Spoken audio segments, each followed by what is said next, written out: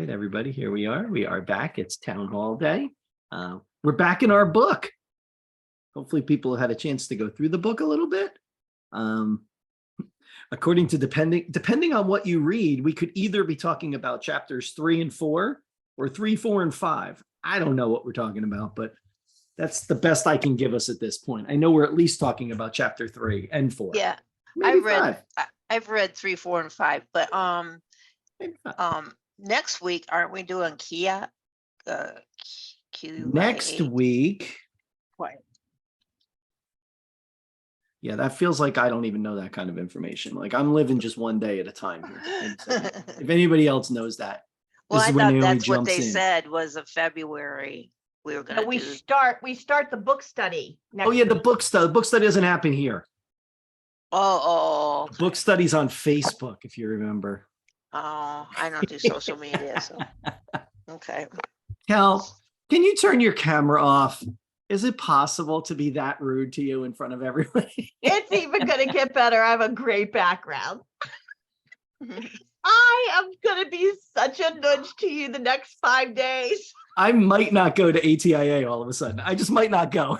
That is not an option. All right, I'll go. I will even turn my camera on to say that is not an option. I had completely You need forgotten. to go for me and tell me all the good stuff so Oh I know my where to goodness. go when I'm on virtual. It's all too much. And she's wearing a very subtle eagle scarf. And it's so subtle, I didn't realize it at first. And then I did. Oh, nice. And it really made me upset. Earrings too, not just. I can't wait to be able to play with all the Packer fans. Oh my God, you and the Eagles is horrible. Hi, Sarah. So you probably don't like the Eagles, so you're okay in my book.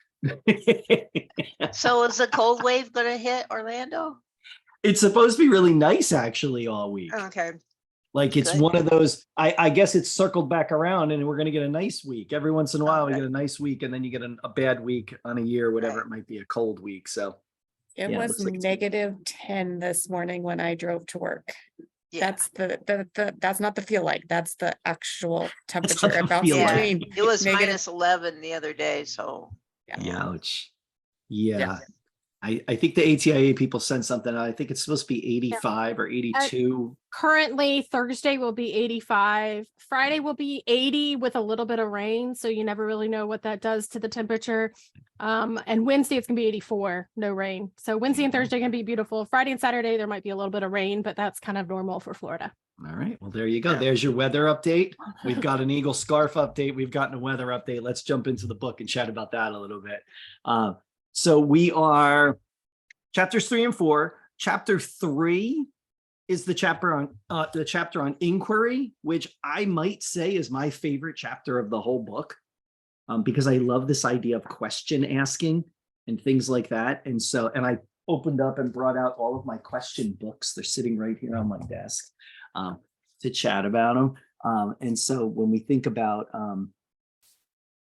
this idea of inquiry, it's all about questions. It's all about getting to the heart of what people are really trying to do. And so I guess we'll start with just a generic, what was your big takeaway from the chapter about inquiry?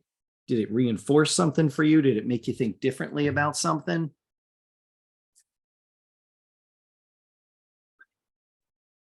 Okay, I'm not going to be shy. Good. Excellent. Welcome to the discussion.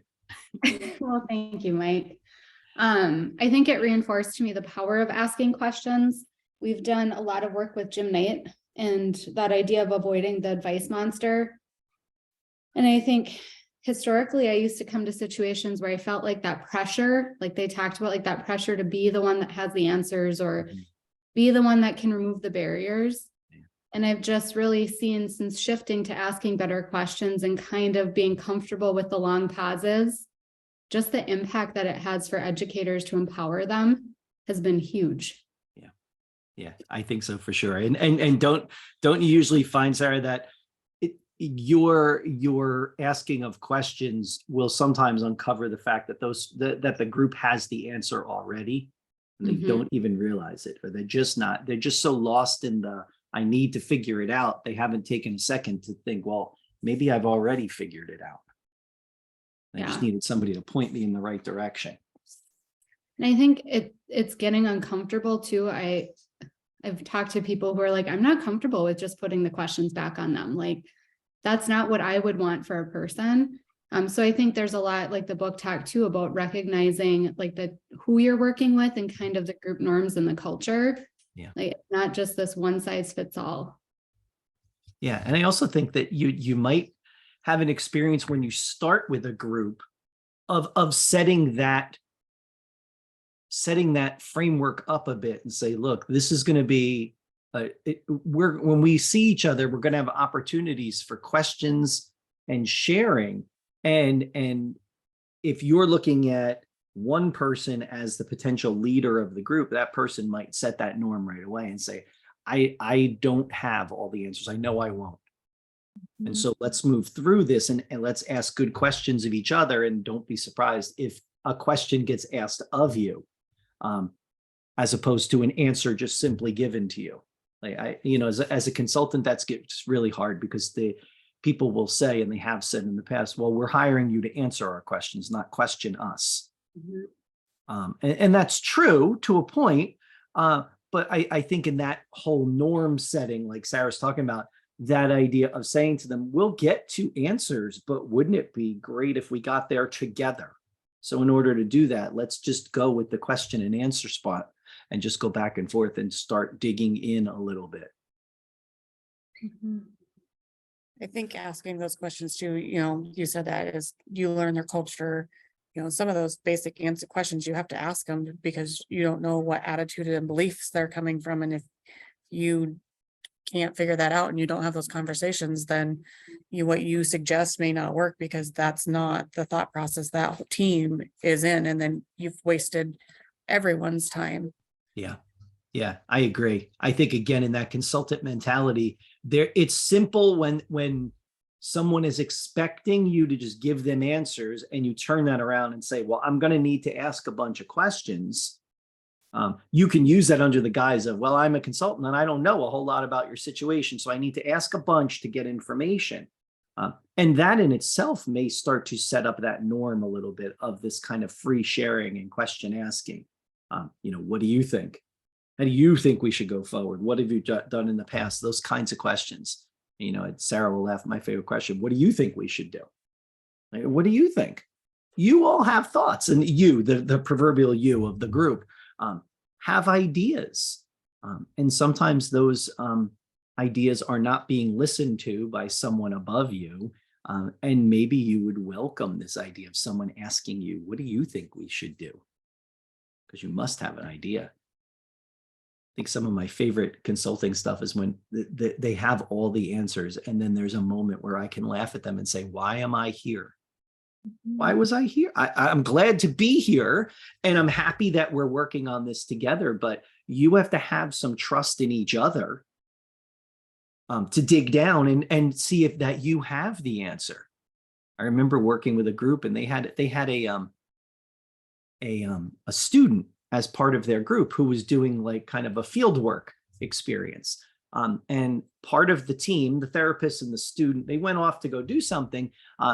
And it was in a gym? It was somewhere.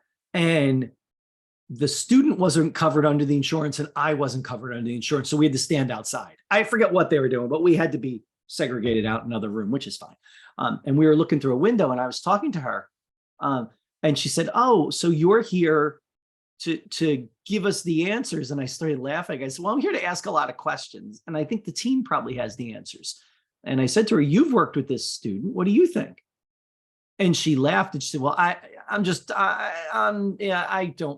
not part of the team. I said, well, of course you're part of the team. And she gave this really great explanation of something she thought we could try. And I said to her, why haven't you told that to the team? And she said, I did, but nobody really listened to me. And so I brought that back to the team and I said, hey, I was talking to so-and-so over here and we had a great conversation and she had an idea of what we should try. And I'm not sure if it came up before. I didn't want to rat her out in front of the whole group. I'm not sure if this came up before, but this sounds like a really good path we should try. And it's a great example of, give them the peek behind the curtain. It's a great example of using the people on your team and digging in and seeing the expertise they have. I don't know if that team ever changed their kind of mentality of that, but it was nice to have her get her due because she had a really good idea that was being completely ignored. Mike, the first time I met you, you did this, and I wasn't smart enough yet to recognize, like, we would ask Mike a question and Mike would be like, well, I don't know. What do you guys think about it? And I just remember leaving. So we had a full day session inside of a conference room without any windows. It's beautiful.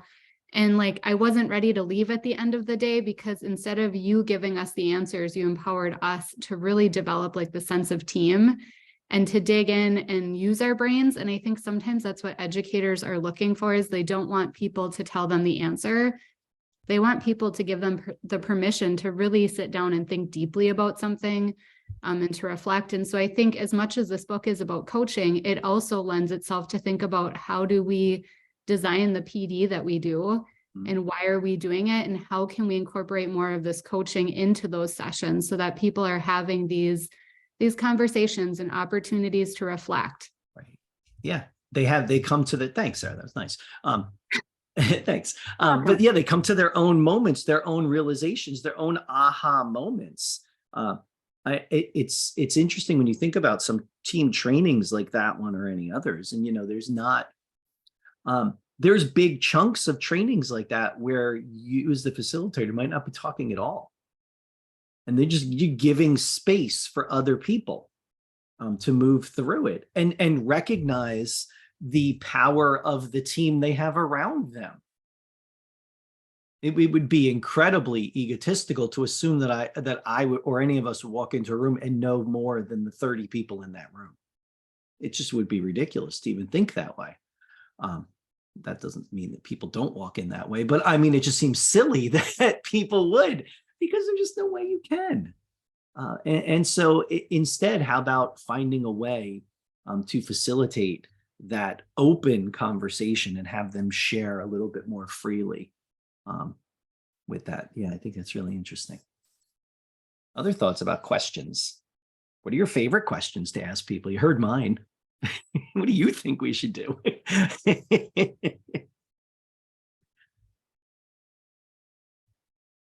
I have a book, and I don't have it with me because I'm not in my office, that has different questions in it. And it's kind of categorized. And I think I got it from Brian Wojcik, but it's got really good questions in it. We used it when we were mentoring, and so it was a way to help with open-ended questions and getting them to kind of open up and tell us. And that's one of my hardest parts, is I have lots of knowledge, but sometimes I have to wait till that person's ready for that knowledge, and asking those questions gives me that feedback on when they're ready for it and when they're not. Right, exactly. Yeah, I agree, Rebecca. I keep waving this book at you guys when I see it. It's called Coaching Questions, a Coaching Guide. It's going to disappear because of my background. A Coach's Guide to Powerful Asking Skills. Tony Stoltzfus, Stoltzfus. I'll put it in the chat. But that's the whole idea of this book. It is just a book of questions. Like, do you want to start a significant conversation about someone's identity? What's been the most interesting encounter you've had in your life? Name 2 or 3 of your strengths. What are you really great at? Conversational starters for organizational leaders. It's just broken down into all these little chapters, little like snippets of, if this is where you're at in a moment, what are some questions you could ask people?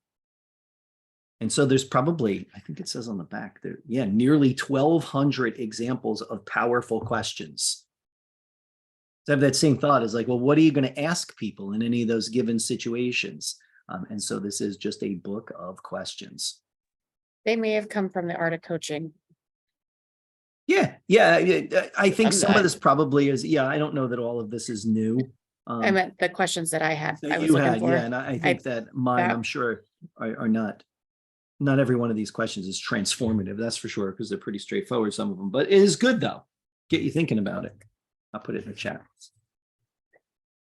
Well, and I think that's what this entire book, but lots of the coaching materials has just dramatically shifted how I ask questions and what questions I start with. Yeah. in a situation. And some of it does depend on what rapport you have with the person you're walking into. If it's the second time I've ever met this person, I'm going to ask questions differently or ask different questions than if it's a teacher I've been working with for 3 years. The teachers I've been working with for a while, I can walk in and right now, honestly, my first question is like, what can I do to help you right now? And a lot of times it's, can I just go to the bathroom? Can I just have a minute? Yes, go. Right. And then we can actually have a conversation about so-and-so's device or so-and-so's, switch access or whatever it is. But I think then when you're in a space where you've had the time to develop rapport with a person, with our teacher attrition as it is right now, that's happening less and less. But when you're in that space, then you can ask questions in a way that really solicit their feedback before you offer, hey, I think we should. Because as soon as somebody walks in externally and says, hey, I think we should, then I think it puts up this barrier, like we're flipping back to the expert model. And that's absolutely not where we want to be in terms of best practice. Yes, rely on somebody's knowledge, but I think that's different than me walking in and assuming I have the right and only answer to the situation. A lot of times it's partnering with whoever the people are in that room to figure out, okay, what is your perspective on this? What is your perspective on this? And especially for, I would say, this is an average, but 4th grade and up, partnering with that student to say, I've had some really insightful 3rd graders, but definitely as they get older, like be like, hey, buddy, what's working for you? If that's not working, can you tell me why? Or is it just that you just don't like it? Right. But Yeah. I think that's the biggest shift I've had over the last couple of years is the questions I ask, how I ask them, and not only when I ask them, but when I ask what, because I think sometimes you have to time it well to get a really thought through answer and not just a, like, this is the first thing off the top of my head. Yeah. Kind of answer. Yeah, I think you're right. I think bigger picture questions or questions that lead to reflection on the way they do things have to be worked up to. Those are not bombs you drop on people day one or in the first 10 minutes. You have to work towards that because like you said, listen, they might just not be ready for that.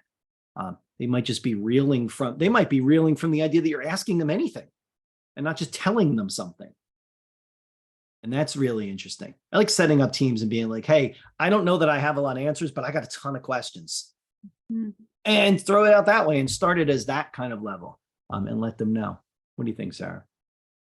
I was just going to say, Alyssa, I think what I love about listening to you talk is how you as a coach are also reflecting on like what worked, what didn't work, what questions do you ask when. And I think that's something like as coaches, we ask our coachees to do, but sometimes, we don't do what we tell others to do. And I think sorry, my dog is going to bark at a squirrel in the tree. But I think that is a huge part of coaching is us taking the time to reflect on what's working and what's not.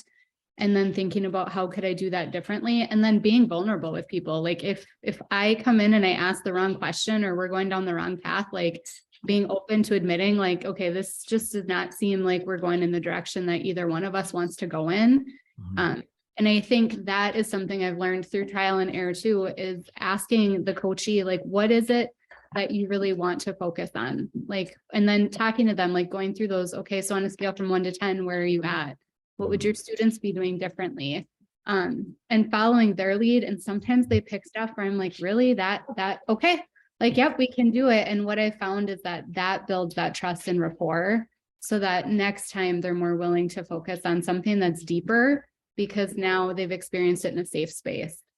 Yeah, I think research talks about that as the felt need, like and sometimes again, it's just like something super and you're like, ooh, is that going to really help? But until you are working with that person and you get on the other side of whatever that thing is, it's like they just can't even see beyond that thing that they think is the most important. And so often that felt need, that thing that they are really super struggling with, and sometimes it's a stretch because it's not my area. It's like, okay, great, I'm going to get some resources that I'm going to reach out to so-and-so who can really help with whatever it is.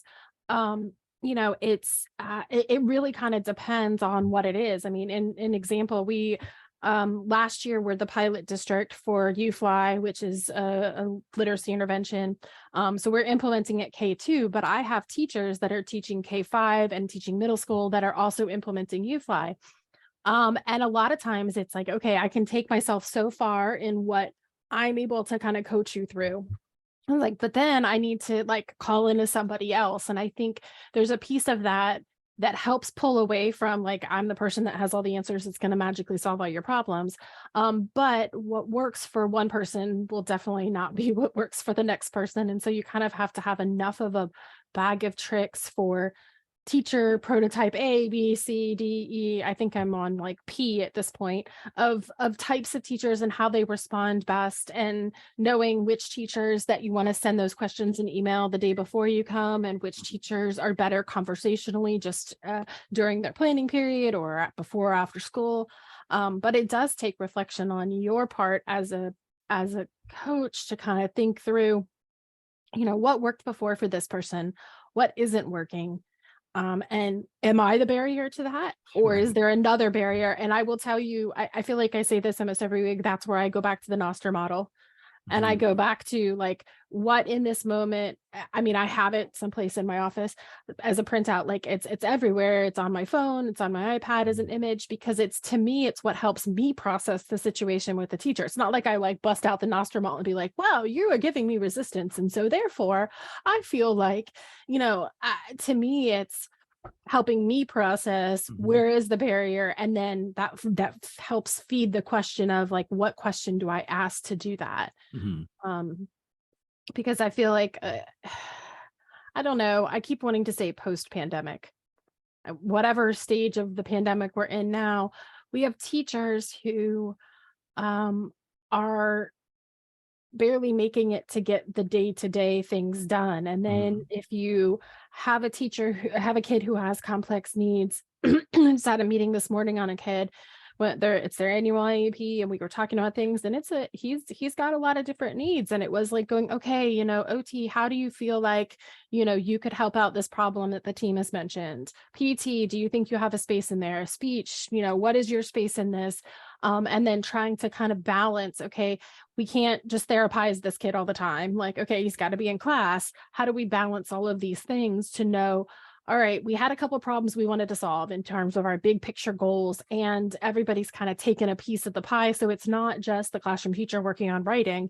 I've got OT that's working on writing. I've got, you know, and so I think it's about how do we coach them through in the moment. It's asking the right questions. I think I probably asked 2 questions and they just happened to be, I got lucky. This is a team I've worked with for a long time, but I got lucky that those were the 2 right questions of how do we help them think about this situation differently. So it's not, okay, OT, present your goals, and you're going to go work on those in isolation. It's okay, this is the goal, and OT, what part of this do you feel like you can contribute to? Yeah. And that's where you see those good questions, Alyssa, right? Because they trigger everybody else to have that moment of making the connection back. And that's so important. And I'd like to think you didn't just luck into it. I think there was some skill there on your part. I'm going to throw you a compliment right now. I appreciate that. I think it's, and honestly, whether it's skill or it's that I have rapport with this team, I think it might be 50-50. I think that having the knowledge of the kid and the team members and who's doing what right now in that system, I think helps. And then again, you know, having some experience with how these certain team members respond well to questions or not, you know, and it wasn't the case necessarily here, but if you've got a team member that's real prickly to authority, and every time you ask a question, they assume that it's me questioning their ability, you have to be very careful about how you weave your question in and not make it be a so-and-so. I'm really wondering how you're doing this. It's okay, let's ask globally, like, how is this happening for this student? And then it's not you, teacher, how are you doing this? Yeah, I think that's so important. And that's what's interesting about the areas of this book, looking at it in a whole, because they all impact the way you approach others. Because I agree, if there's someone who we have a little tense situation there, a question can feel like an accusation. So recognizing that and getting a sense of who people are in that group as they go forward can be really, really important. Oh, I'm just seeing the chat now. Sorry. Oh, Kelly's leaving to go to the airport. Okay. Good for her. Awesome. And Yeah, everybody I know is traveling today, and I'm feeling very left out on the traveling today part. Whew. really? But you're driving. I know. I have a little bit different travel plan happening. I'm traveling later, just as a little FYI. Not that I don't think I anyone appreciate the asked, heads but just in case you're curious, that's what I'm going. So, other thoughts on questions, other resources you have that you want to share about questions? I pulled them all off my shelf. The Coaching Habit, my new favorite professional goals: say less, ask more. I should just stop there and change the way you lead forever. Michael Bungay Steiner. Yeah. Stainer. Oh, shoot. MBS. That's how I say that, Mike. MBS. Yeah, MBS. Done. Really good. There's a couple of these books, and they always have the same look, like this kind of 2-color tone. There's another one. Oh, it's in my basket. I can't see what it's called. The Advice Trap was the other book I have. This is The Coaching Habit. And this breaks down into a series of 7 questions. 1, 2, 3, 4, 5, 6. Yeah, 7, I think. But to start thinking about how you approach people and their experience. I like it. His first question in this book, I wrote it down so I didn't forget because I thought it was really good. The first type of question he says to ask is the awe question, AWE, and that's "and what else?" Someone tells you something and what else? And it feels very much like that. My favorite phrase of why, just asking people why over and over again. But this is a little different, but it's that same kind of idea. It's like, what else? Tell me something else about that. And asking them to start critically digging into a little bit about what it is they're asking, what they're struggling with, where they're at. Naomi, thank you so much for dropping all my links in the chat. That's amazing. Oh my God, that is so great. Other thoughts on coaching? Do you want to move over to Discourse? Can we do it? Do you think we'll get through 3 chapters in our just kind of broad conversation? Let's see. Well, here's 2. Discourse. Here's what they say in the book. Healthy discourse can be created by presenting your questions, speaking tentatively in ways that empower teachers and students, reframing the problems to help them problem solve in their own ways, and communicate in ways that motivate and not push them aside. It's all about that back and forth of conversation and communication. And I know when we did a book study on this, I think maybe this was on the Twitter AT chat, there was lots of conversation about that. What was that word? Tentatively? Yes, it's called, yeah, it's powerless speech. Powerless speech. So like, to me, that doesn't mean, to me, that's releasing yourself from being the expert model, not, well, I'm not really sure. I don't know. Maybe this could work. But I don't think it is. I mean, I'd love to ask the author because maybe he means something different, but I don't think he means we go in there not being sure of ourselves. I think it is, like we've talked about, giving the opportunity, A, for us to be wrong, and B, asking the question in a way where it's not, we've already presented the answer. Hey, what do you think about that? Because to me, then it's just going to set somebody in that space where, well, if you already said we should do this, why are you even asking my opinion? Yeah, I've had a softening on this because I was one of the biggest. I know you and like, Chris Bugay were like, tentatively. Why would we even be tentative? What? That's so like violently opposed to it. I think that was, yeah, it was part of what you just said. You were able to say that so well. So I'm going to say yes to you and all of that. Yeah, his idea of hesitations, hedges, disclaimers. Hesitations are your wells and ums and your knows, kind of, sort of, maybe, or hedges. Your disclaimer, this may be a bad idea, but tagging questions, that's interesting, isn't it? And that's a good idea, right? And intensifiers, really and very and quite. So those are kind of the ideas of all of that as part of tentative speech. This was the moment Alyssa, in our AT chat of the book, where Nathan DM'd me during the chat because I went on a weird little like Twitter rant about this part, and he was so pleasant about it. He was so nice. Like, I see you're talking about the book. I really appreciate your feedback. And I was like, oh, really? Because that feedback's pretty harsh. I don't know. I could appreciate that. But yeah, I get it. So I guess the thought with that is, have we done those kinds of things in our communications, and have we found that to be helpful? Has that brought people in? Alyssa, using those kinds of things, have you been able to feel people come into the experience a little more? I think so. Like, can I pinpoint a time where I used one of those specific words?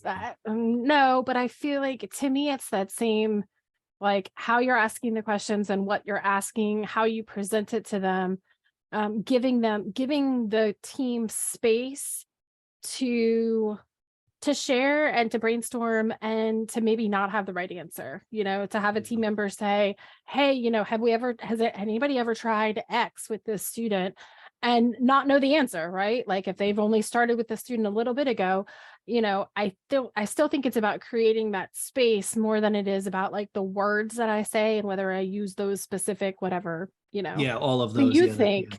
Like, to me, I don't know that I use those specific words, but I think it's about how do I phrase the questions in a way that opens the conversation instead of directing it one way. Yeah. Yeah. I think there is a way that you could use those to do exactly that. It empowers them to take control of that conversation a bit. Go ahead, Sarah. I saw your mic's off. On. I think it's a lot of what you guys are saying, but I also think it's just approaching it with humility. Like Mhm. we've said already in here, I don't know all of the answers. I'm going to ask a lot of questions. I might get it wrong. I don't know that I could ever see myself saying like, well, maybe we should try this.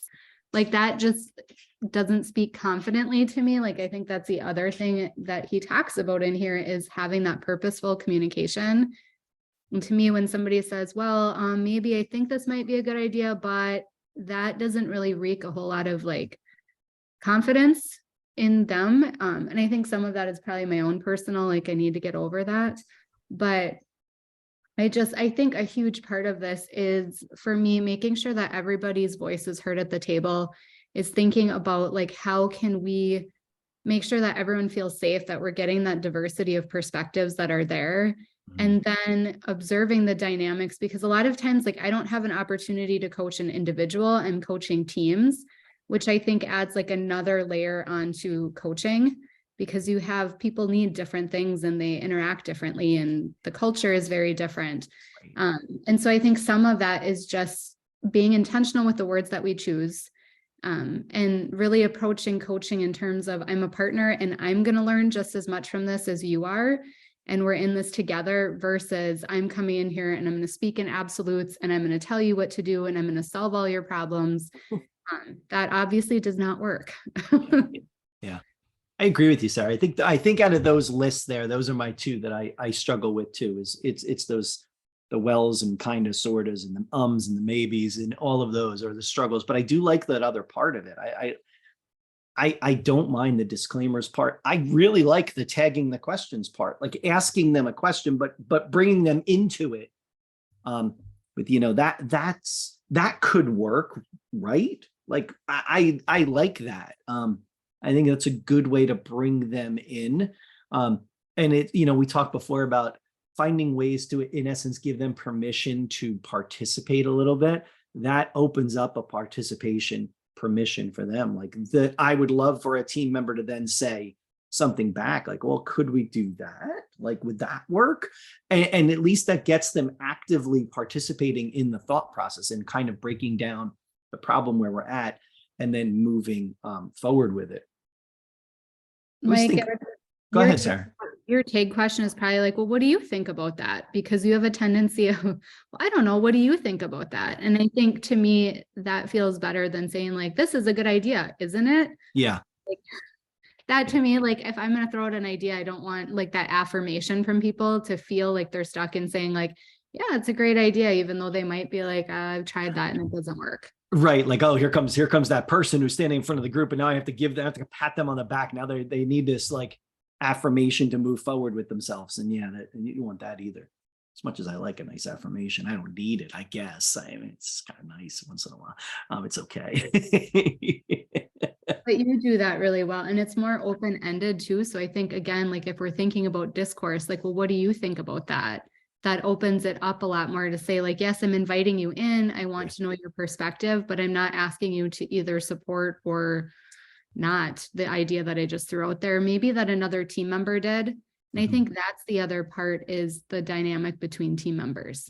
Yeah. You know, that, and thinking about, I think that's the one nice thing that came out of the pandemic too, is now we have all of these virtual tools. And I've seen a lot of where, like, if we ask people to be vocal and to voice what they're thinking, they'll shut down. But if you do something like throw up a Padlet and it's completely anonymous and it sparks conversation, and then people tend to talk about whatever it was that they put in the Padlet, but I don't have to say like, yes, that came from me. Right. I can just use that as a talking point. Yeah. I think that's a great point. I do like that. I like the flip side of this too. I always think of this whole idea of that communication, that tentative speech, that part of it, the communication.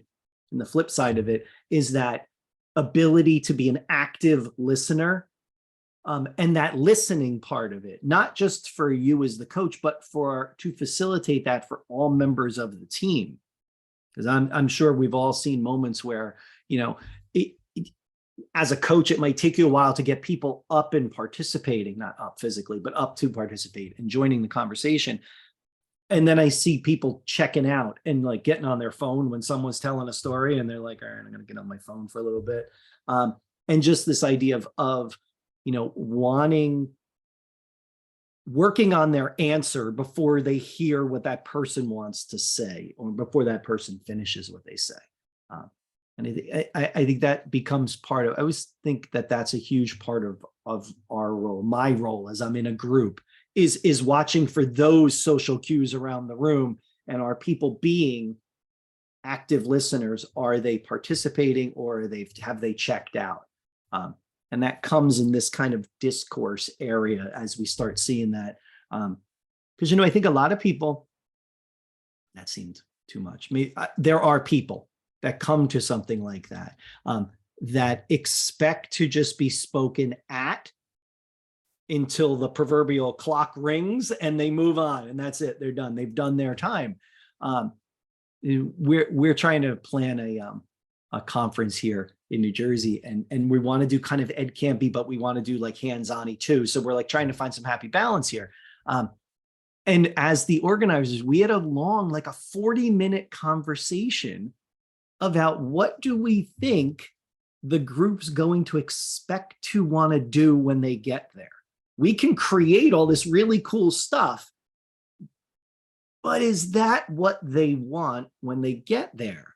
And how do we frame it in a way that tells them this is what you're going to experience when you get here? And wouldn't that be great? There's my question part of it. Wouldn't that be great? That'd be awesome, right? But that idea of letting them know, because they're not always prepared. Participants are not always prepared to be active in their participation. It's funny, we're talking about ATIA and we're talking about going there this week, and there will be moments in the week where I'm like, man, I wish someone would join the discussion, because this is a room that's ripe for conversation, and yet none of it is happening. And I'm sure we'll all have an experience of a session that we thought we had high hopes for, and then it went in a totally different direction. And we're like, well, that's not really what I'm looking for. And I think part of that is expectations versus, how does someone want to manage that time together, which is always tricky to me. That's what's actually giving me like a little, I just want to call it agita right now. It's giving me a little agita right now. Like, I'm going to be at the conference and I know that's going to happen. And I'm really excited to go. and I'm really excited to talk to people. And then I know I'm going to get in a place where I see something and I can't wait to get there and it's not going to go well for my learning. And I'm like, oh, that sucks. That's me. There you go. So now you know my adjective, what I'm living with right now. So speaking of conferences, I'm going to South by Southwest EDU in Fun. March, and I'm pretty excited because it's way different than any conference I've ever been to. And just thinking about kind of what you talked about, Mike, about how we have all different types of learners, and there are some people who want to sit and get for an hour. And then there are other people who want to really like connect and just have mentor meetings. And some of the sessions are legitimately like walking in the mountains and hiking while you're talking about a topic. Like, I'm excited to see what that space does for people too, because I think we've all experienced that where you get so excited to go somewhere and then you feel let down. And then I think about how many people have come to some of my sessions and they get there and they feel let down. Like how can we bring some of that to the spaces that we're in? Yeah, that's exactly the same thought I have, Sarah. I'm like, that same thought I'm having about someone's session, they're having that exact same thought about my session. Because they are two completely different things. And how do we share that in a way that it is clear at the beginning, but inviting for that person anyway to maybe take a chance? Because it's tricky. There are times where I go to something that is kind of a just sit and talk at me, and I actually really like it. And I sit in the back and I take notes and I sit and I kind of think about and I reflect on what they're talking about, and that's fine. But then if there's no opportunity to jump in, that's when it gets me. But I do appreciate that kind of different moments, that different style of sharing. Yeah, it's so interesting. Who's burning up the chat? I see the chat burning up. Wait a second. Oh, Mary, you're burning up the chat. I'm like, I see a bunch of stuff there. Could have someone be a quiz master at the end. Yeah, I think that's an idea. Yeah, I'm minutes such at a the end, neophyte next with all steps. Yeah, this. I'm trying to summarize what you wrote there, Mary. I like these ideas, like summarize at the end, like what are some next steps? Yeah, if in an Ed Camp session, a lot of things that really good that happen in Ed Camp session are those kind of shared notes. Like here's some shared notes that we can all add in, and we're all participating in the learning together. And I think those can be really helpful too. And that gives people an opportunity to be actively part of the solution. I do remember there was someone at the Ed Camp last year that I went to, one of the Ed Camps, and I was running the Ed Camp, and someone came up and they said, you need to go in this one room. And I'm thinking, oh, all right, like something's falling apart here. I'm like, what happened? Well, there's a shared note document. I said, I know, I was the one who made the shared notes. I hope you guys are using them. That's great. She's like, well, no one's using them, and I need you to go in there and tell everybody to use it. I said, no, I'm not going to do that. It's there if you'd like it. Then we made a mention in the beginning. We've encouraged people to go in the document. If you want those notes to be used, might I suggest you start using them in the session, and then let people know that, hey, I'm writing things in here if anybody wants to join me. Well, I just assumed there'd be a note taker. I said, well, now you can be the note taker. This is great. You can start it. She didn't like that. She didn't like my cheery personality when I did that. But I thought the idea was like, well, it's not all about someone else. It's about all of us together, which I thought was interesting. Hi, Jen. How are you? Talking about the book. We're in chapter 4, Discourse. Yeah, I left mine at home. I just jumped on. Remembered it was about that time. Only Well, this is missed great half because of we've it. been waiting for you to come because you were going to lead the last 20 minutes. So now have at it. Yeah, I'm one of those book club members that haven't read my book. So this was a book though that I purchased based on your recommendation probably over a year ago. Yeah. And it was like, how on Amazon you can buy like the used books, but like they're the warehouse ones sometimes. And I've always had really good luck getting those like books, and I get a good deal on them, and they had a copy of it. So this was probably the worst copy I ever received. It is like water damage, so all the like pages are wavy and it's really hard. I just need to buy a new copy because I don't know. It doesn't bring me joy like some of the other used books I've gotten. Yeah, that upsets me at a core level. I'm one of those people who Yeah. likes my books to be somewhat controlled and nice. A little and when- highlighting or something I can handle, but Just a you know, little like when highlighting. all the pages are wavy and I don't even like to write in my book. I'm a post-it note person. and they tell you like how good of a like rating they give them, like a Yeah. rating of, you know, like new or whatever. It was Like not new. Like new if you lived underwater. This one is like new.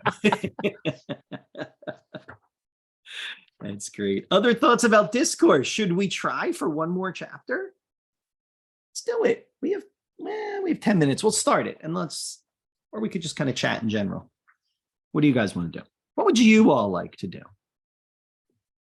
Look at you using an open-ended question to solicit And then input waiting. I was from the ready. If you hadn't group. jumped in to say anything, I was going to wait and make it so uncomfortable. I was just going to wait. What would you like to do? Alyssa, what would you like to do? Sarah, what would you like to do? Your microphone came on. You help the group decide. To be real honest, I did not read chapter 5 yet, so. Let's wait. Then there you go. That's it. Let's wait. I was gonna say, this is what I read on Saturday night, though. I had a really fun Saturday night, That super is a fun- exciting. That is a fun Saturday. Hey, we've all been there. And I'm trying very hard not to work at night. I've tried to make that kind of a new thing for myself, like not get up and come into my office in the house and work a bunch at night. I'm trying very hard to do that. And I did that exact same thing, Sarah, on Saturday. I got up. I think the thought of ATIA hanging over my head was like, I've probably slacked on something. And knowing that I'm speaking with Alyssa, she can probably speak to it better than others. And I've probably slacked on something. And so I had that moment. And I was like, well, I better go in there and just poke around. And have I done the things I said I was going to do? And so I worked on Saturday night too, Sarah. So The question is, Mike, did I what? Did you do the things you said you were going to do? I did some of the things I said I was going to do. There, Alyssa's very honest about it. I did some of the things I said. I was gonna do. Nah, we're good. We're good. We've got We'll a be fine. We're rockin' okay. presentation for pre-conference, and It's the two of us and 5 of our closest friends. So there are 7 presenters. if for our one of us pre-conference. flakes, we are in good hands to pick up the pieces. I don't mind saying, I think I found my sweet spot of how many people I need to present with. 7's apparently the answer, because then we all just kind of fill in little bits and it all kind of works itself out. And then Kelly left already, but Kelly and I are doing a pre-conference tomorrow with 4 of us. So that's another one. I had that other thought like, oh, was I supposed to do stuff for that? And I had done that. That I had done. It was really the one with Alyssa in the group that I was worried that I wasn't doing what I said I would do. But other than that, I'm not even presenting except for the app Smackdown during the conference. This was one of my 2023 professional goals, was to go to a conference and try to just participate and not lead a bunch of stuff. And I was very happy with myself that 6 months ago, I took the initiative to not put in any sessions, except for the app Smackdown, because if you've ever gone to the app Smackdown, there is no prep for the app Smackdown. You just get up and just start running your mouth and people just come up. So it's easy. Yeah, it should be interesting. Out of the group, are Alyssa and I the only ones going to ATIA? Out of everybody who's here? Is anybody else going? No? Is there anything that you guys would like us to look That's for where I was going. information on or scour the exhibit hall for? Anything new, Ooh, fun. Oh, okay. Fun and We'll very do our open-ended. best. Okay. anything new, and then send it to me and I'll go stalk them because I will be there virtually. Okay. All right. So something new. What do you got, Rebecca? I gotta head out. My kiddo is starting to ask some questions, so I need He's to go get him starting going. to want some work done. Well, it's more like, I want to get lunch, but he don't want lunch. He just wants some milk, but he has to take the whole lunch, and we're just starting to get a little, those things that It's we don't important to understand are want getting things. agitated. So I will see you guys later. Thank you for the See you later. conversation. I'm a little wrote curious. Kiwi, right, and up, I can't even say the last one. Sorry, Mary. Kiwi, right? Update. Oh, okay, Update yeah. on Kiwi Right. Kiwi, right? 'Cause, Okay. I did talk to Noelle Pelassi at oh, what's it called? Alt plus Shift. Mhm. She's a math specialist and I was hoping that she would get together with Kiwi Wright and do some of the math expansions that Kiwi Okay. Wright hasn't done yet. That, because she does power, the number sense wheel, and then she does base 10 expansions. Okay. And I thought that that Kiwi Wright should add that base 10 expansion in their application. You're on mute, Elisa. Lissa's talking to Surprised- herself. She's having I'm a whole surprised discussion. that was the first time that happened today. I know they just did a update, and I don't know if that was part of the update. But I will make a note in my Google Keep to there was a new update that came out January 19th. So if you haven't looked at it since then, I don't know that there may be a list of in their deep down in their stuff of what exactly was in that update, Yeah, but the update itself. yeah. Okay, thanks. There you go. Jennifer, I'm curious on the general vibe, thoughts of attendees about the new TD Snap motor planning pages. I will tell you, I definitely want to talk to people there. So we have an ECP, we have a district adopted kind of core board, and I did take the motor planning, both the 33 and the 60, and it's really just switching a couple words so that all across of all of our systems, the front page is the same. And so far, our kids are doing really well with it. We put 2 out this week. And I just saw that Angela Morad did a programming for a phonetic keyboard. I know there's like great debate in the world about do we have them have a phonetic keyboard or not. For us, it's useful because of the UFly intervention that we're doing K5 for us, because there are so many pieces of that include letter sounds. And so for them to participate with their peers, it's helpful for them to either be in LAMP where we have that keyboard or add it. But yeah, I'm very curious. I'm sure it's going to be the talk of the Tobii Dynavox end of things because of when they weren't stupid when they released it. They knew what they were doing in their timing. But yeah, it is one of those things I'm curious about in terms of where TD Snap was and this drastic improvement, just miles ahead. Does it beat in my mind when I'm considering for a kid touch chat with word power or something else? I mean, the proof is going to be in the pudding. It does do button count data and list those words now. So I could take that and make a word cloud similar to what I can do with realized language, but that is the extent of their data collection. And you can take modeling data. So you can put it in a modeling mode and take modeling counts. So those 2 pieces give us more data, but I don't go into a classroom and ask our teachers to take any additional data if I can help it. So it's my hesitancy in going that direction is just, do we get the same amount of robust data that I would get with Realize? I also like some of the behavior features that are in TD Snap. I think even just the visual timers and like I have students that are transitioning into employment settings and they can go into the workroom and they can set a 15-minute timer and they can watch that go down. I think those things are features that I would love to see other companies start to build in because it makes sense just to not have 10 million different devices and have one thing that you can do some of that stuff on. So I'm excited that they have that motor planning page set.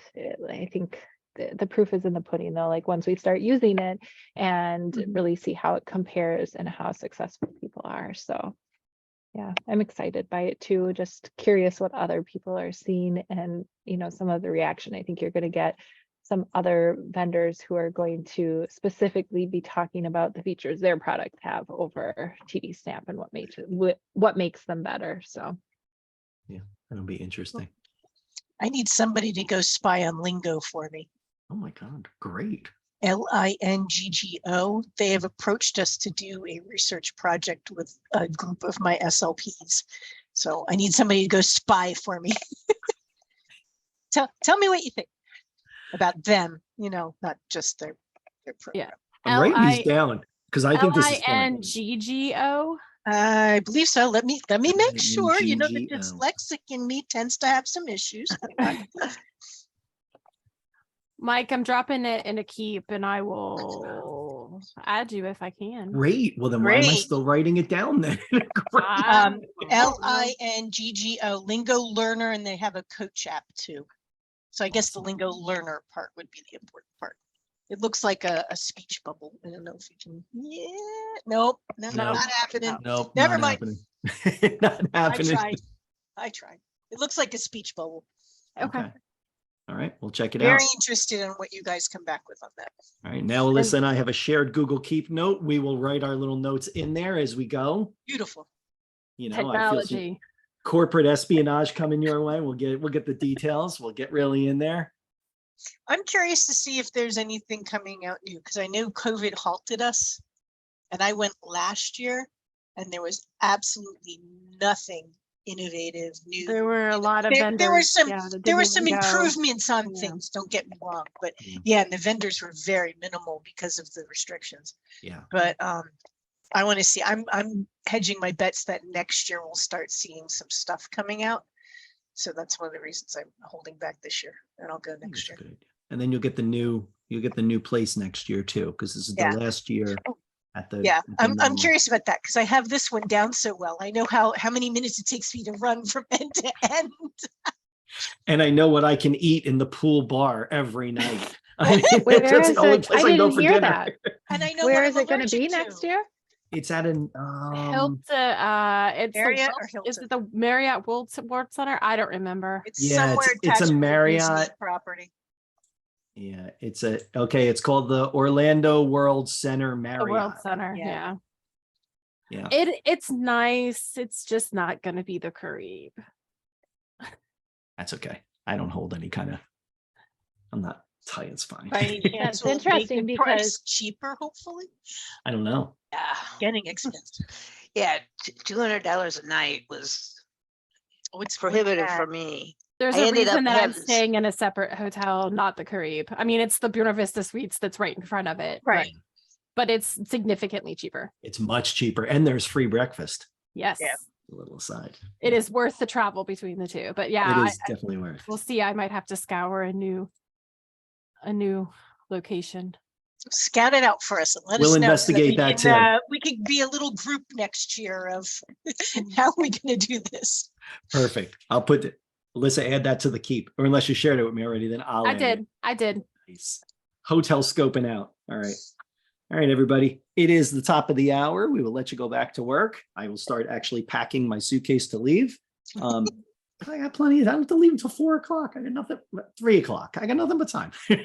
Don't forget the things you're supposed to bring for our session. That part's already in the bag. Actually, that's the only thing in the bag right now. Tossing that out there. Already in the bag. Everyone, don't panic. All right, Not everybody. panic.